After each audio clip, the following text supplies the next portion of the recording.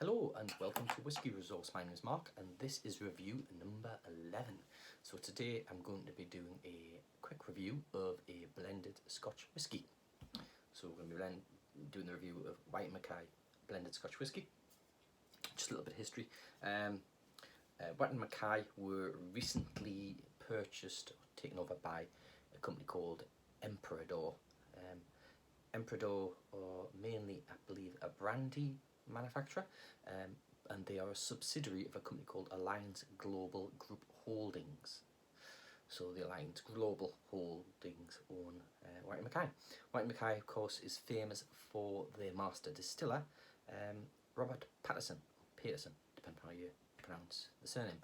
Of course, Richard Paterson is the blender for Dalmore, and if you go look them up on YouTube, you'll see lots of really interesting videos with the larger than life character Richard the Nose Paterson. So he's the master blender of this Whyte and Mackay. Whyte and Mackay blended Scotch whisky. They don't do an awful lot of whiskies. They do this, they do the lighter version. They were, over the Christmas period, doing a competition to win the 50-year-old, which you can't actually buy. In fact, on their website they've only got the two products. They've got this one and they've got the lighter, which is I think 21%, something like that, alcohol, which is not a whisky. So the blended Scotch whisky, it's a blend of Highland and Speyside whiskies, of which there are a variety of malts and grain whiskies. On the bottle they talk about triple maturation, triple matured. So what is that? Well, they say it's for smoother, richer taste. Looking at their website, they go into a little bit of depth about this.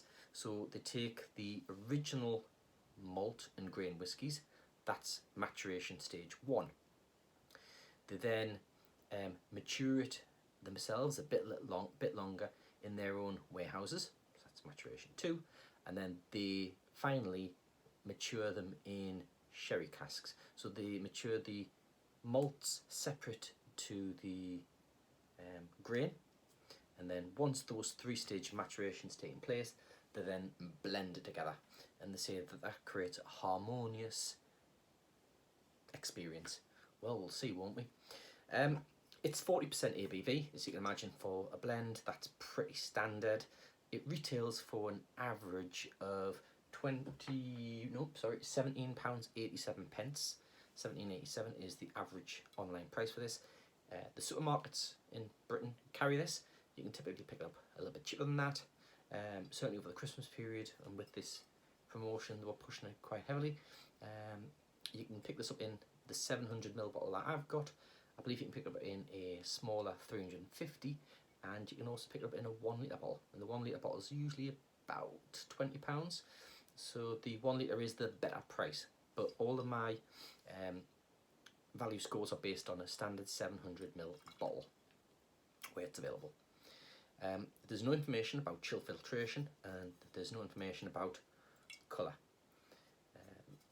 As a blend, I would expect it's both coloured and chill filtered. So in terms of a value score, it gets an 84.77, which is slightly better than the previous blended Scotch that I reviewed, which was the Ballantines. So if you want to go and check out the Ballantines, a link hopefully will appear up there. Let's go straight to it and we'll see what this is all about. As you can see, I've actually been having a bit over the previous few weeks.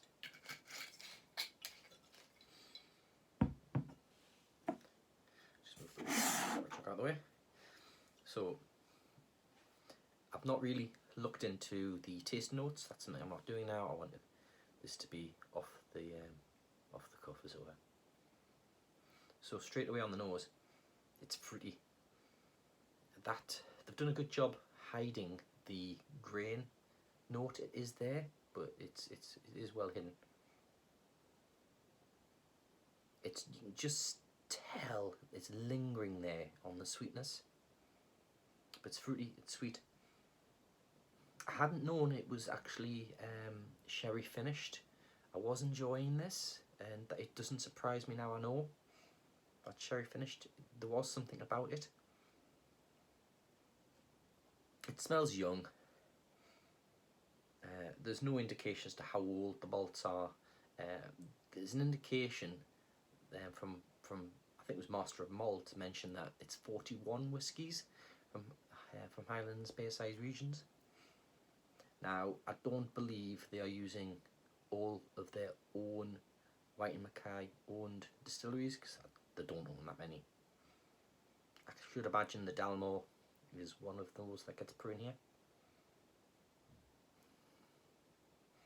So it's fruity, it's sweet, a bit of grain going on there, maybe a little bit of oak, a bit of vanilla, honey, it's honey sweet, it's sherried. The nose, depending upon a bit of alcohol, but depending upon where you position your nose, it kind of disappears as well. It's not too strong. It is inviting. It does make you want to experience it a bit more. So we'll give it a taste.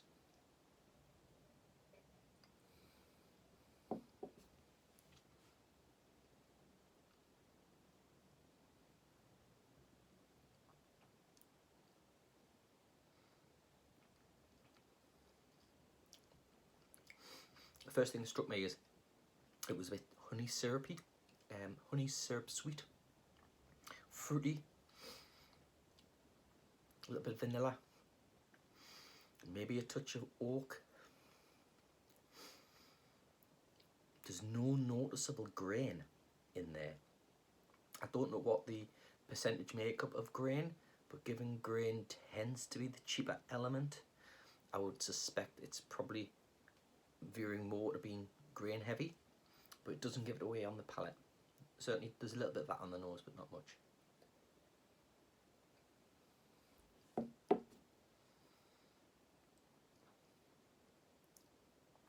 There's a bit of sherry going on there, a bit of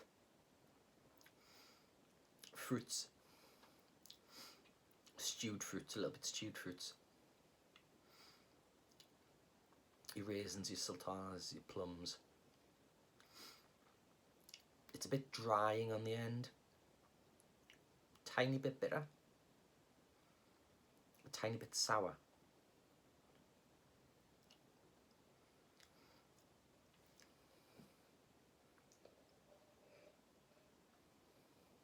Now they do mention that it's it could be used for mixing. They haven't shied away from the fact that they would encourage it for mixing. I'm just going to put a tiny drop of water in there. Now at 40% ABV, I would say that the water probably won't do an awful lot. We'll give it a go. It has okay legs. I wouldn't say it's terrific legs.